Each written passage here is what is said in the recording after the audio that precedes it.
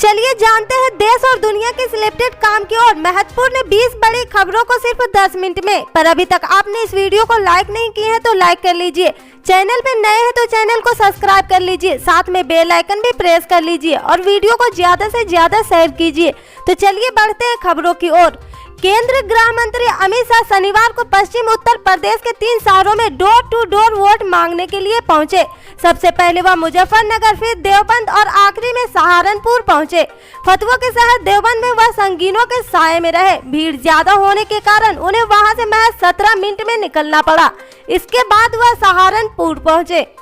सहारनपुर की सभा में उन्होंने 32 मिनट तक का भाषण दिया। इसमें 18 बार अखिलेश यादव का नाम लिया। शाह ने कहा कि यूपी में बदमाशों की जगह या तो जेल में है या अखिलेश सिंह यादव के उम्मीदवारों की सूची में।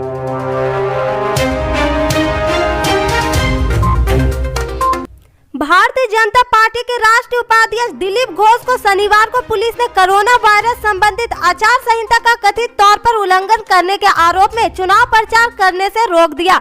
घोष नगर पालिका चुनाव के लिए विधाननगर में एक वार्ड में अपनी पार्टी के साथ प्रचार करने गए थे। एक पुलिस अधिकारी ने बताया कि घोष विधाननगर के वार्ड संख्या 20 में जगतपुर बाजार इलाके में 50 से अधिक लोगों के साथ प्रचार कर रहे थे। यह राज्य निर्वाचन आयोग के निर्देशों का उल्लंघन है, जिसके तहत चुनाव प्रचार करने के दौरान एक समय में प्रचारकों की संख्या अधिकतम 5 तय की गई है।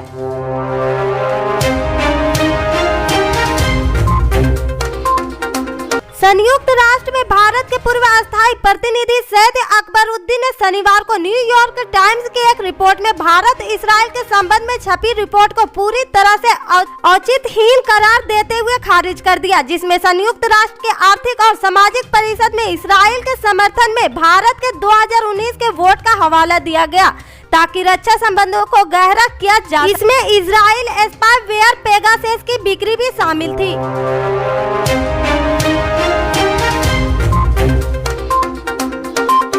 केंद्रीय मंत्री वीके सिंह ने शनिवार को पेगासस स्पाईवेयर से संबंधित खबर के कारण न्यूयॉर्क टाइम्स को सुपारी मीडिया करार दिया और साथ ही उसकी विश्वसनीयता पर सवाल खड़े किए। अमेरिका समाज पत्र न्यूयॉर्क टाइम्स ने अपनी एक खबर में दावा किया है कि 2017 में भारत और इजराइल के बीच हुए लगभग $2 अरब के अत्याधुनिक हथियारों एवं खुफिया उपकरणों के सौदे में पेगासस स्पाईवेयर तथा एक मिसाइल प्रणाली की खरीद मुख्य रूप से शामिल थी। इस खबर के सामने आने के बाद कांग्रेस के पूर्व अध्यक्ष राहुल गांधी सहित कई अन्य विपक्षी नेता ने सरकार को कटघरे में खड़ा करने की कोशिश शुरू कर दी।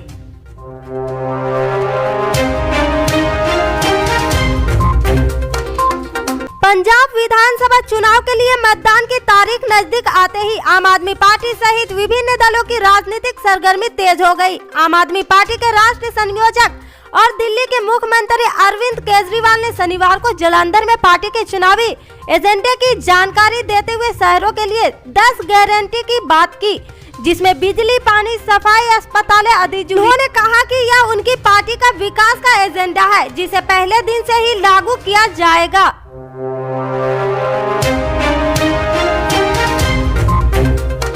कांग्रेस नेता राहुल गांधी के खिलाफ राष्ट्रीय स्वयं सेवक संघ के एक कार्यकर्ता की ओर से दायर मानहानि के मुकदमे की सुनवाई 5 फरवरी से रोजाना होगी।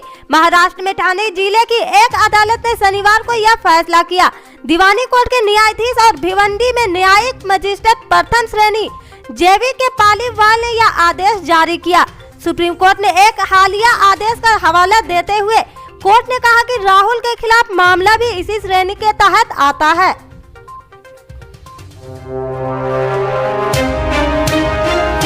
देश के सबसे बड़े सूबों में से एक यूपी 7 चरणों के चुनावी दौर से गुजरने जा रहा। 7 चरणों के बाद जब 10 मार्च को नतीजे सामने आएंगे तो यह साफ हो जाएगा कि यूपी में दोबारा कमल खिलेगा या साइकिल अपनी मंजिल पर पहुंचेगी, या हाथी सबको अपने पैरों तले कुचल देगी, या कांग्रेस का हाथ सबको भाएगा।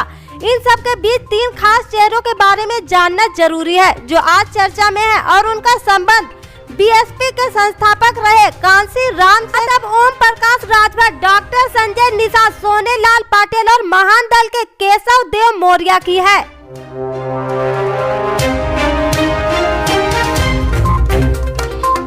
ओम प्रकाश राजभर इन दिनों चर्चा में है, वो ताल ठोककर कहते हैं कि 2022 के चुनाव में बीजेपी सत्ता से बाहर होगी। काशीराम के बारे में ओम प्रकाश राजभर बताते हैं कि वो हमेशा कहा करते थे कि अपनी जाति के लोगों को जागरूक बनाने के लिए पार्टी का गठन जाति के आधार पर करना होगा। राजभर बताते हैं कि कॉलेज के दिनों में काशीराम की बैठक में हिस्सा लिया करते थे और वो जो कुछ कहा करते थे उसमें तर्क होता था।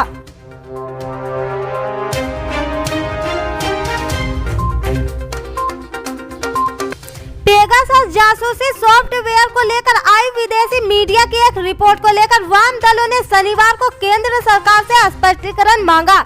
इस रिपोर्ट में दावा किया गया है कि भारत ने साल 2017 में एक रक्षा सौदे के तहत इस्राइल से इस स्पायर की खरीदी की थी। वाम दलों ने कहा कि केंद्र सरकार की चुप्पी का मतलब है कि वह अपना अपराध स्वीकार कर रही।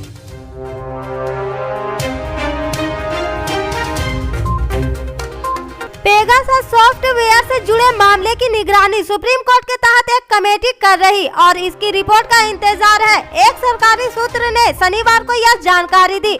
सूत्र ने कहा कि सुप्रीम कोर्ट के सेवानिवृत्त न्यायाधीश और वी रविंद्र की देखरेख में गठित जांच समिति ने 2 जनवरी को एक समाचार पत्र विज्ञापन भी प्रकाशित किया, जिसमें उन लोगों का द्वारा फोन जमा करने की अपील की गई जो दावा करते हैं कि उनके फोन की पेगासस से जासूसी हुई।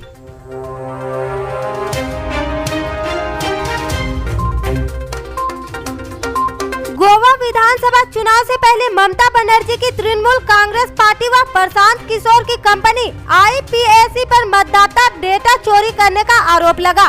कांग्रेस व गोवा फॉरवर्ड पार्टी ने शनिवार को आरोप लगाया कि TMC के साथ मिलकर चुनावी रणनीति बनाने वाली कंपनी IPAC संगीत तरीके से मतदान डेटा एकत्रित कर रही। गोवा कांग्रेस महासचिव सुनील कवथंकर और GFC महासचिव दुर्गा दास कामत ने बताया कि दोनों दलों ने संयुक्त रूप से TMC और IPAC के खिलाफ चुनाव आयोग में शिकायत दर्ज कराई।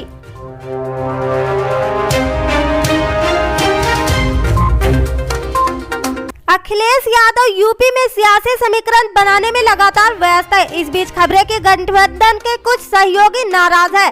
सपा गठबंधन में क्या सब ठीक है, इस पर सुहेल देव भारतीय समाज पार्टी के अध्यक्ष ओम प्रकाश राजभर ने कहा कि फिलहाल थोड़ी बहुत किसी की नाराजगी हो सकती है, लेकिन सब ठीक हो जाएगा। राजभर ने कहा कि अखिलेश जी पश्चिम में है और वापस आते ही बातचीत करके सब ठीक कर लेंगे। उन्होंने कहा कि ये राजभर अति पिछड़ों का नेता है और चुनाव 85 से 15 यानी अगला बनाम पिछड़ा का है। पिछड़े सपा गठबंधन के साथ है। राजभर का कहना है कि गृह मंत्री घर घर घूमकर कोरोना बांटने का काम कर रहे, लेकिन उन पर कोई कार्रवाई नहीं हो रही।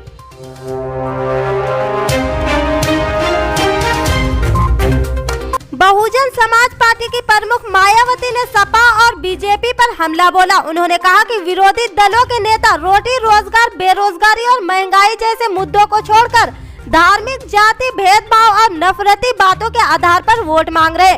बसपा सुप्रीमो ने इसको लेकर शनिवार को 2 ट्वीट किए। बसपा सुप्रीमो मायावती ने अपने पहले ट्वीट में लिखा, यूपी चुनाव में विरोधी पार्टियों का जनी विरोध, चाल, चरित्र, चेहरा एवं दो मुहापन पुनः उजागर है। वे रोजी रोजगार, बेरोजगारी व महंगाई आदि की पहाड़ जैसी समस्याओं को दूर करके अच्छे दिन की बात नहीं बल्कि धार्मिक, जाति भेदभाव व नफरती बातें करके वोट मांग रहे, जो कतई उचित नहीं।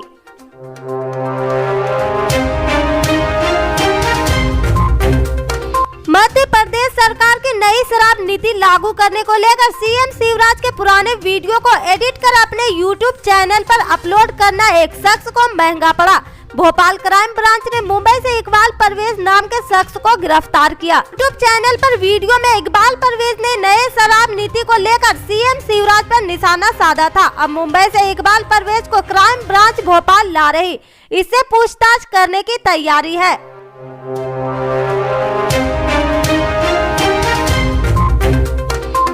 राजस्थान की सबसे बड़ी शिक्षक पात्रता परीक्षा का पेपर लीक होने के मामले में जमकर हंगामा हुआ। हालांकि प्रदेश की गहलोत सरकार ने सख्ती बरतते हुए राजस्थान माध्यमिक शिक्षा बोर्ड के चेयरमैन DP जरोली को बर्खास्त करने का निर्णय लिया। साथ ही सीएम अशोक गहलोत ने कहा कि SOG को जांच के लिए फ्री हैंड दिया जाएगा, जो गड़बड़ी करेगा बर्खास्त होगा।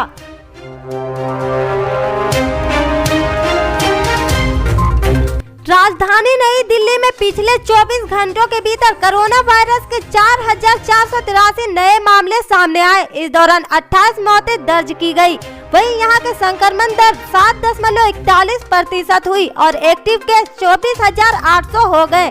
दिल्ली में कोरोना के मामले के कम होने का सिलसिला जारी है। हालांकि बीते दिन की तुलना में आज 439 लोग ज्यादा संक्रमित निकले। इससे आगे की खबरों को जानने के लिए जुड़े रहे हमारे राइट न्यूज के साथ। जय हिंद।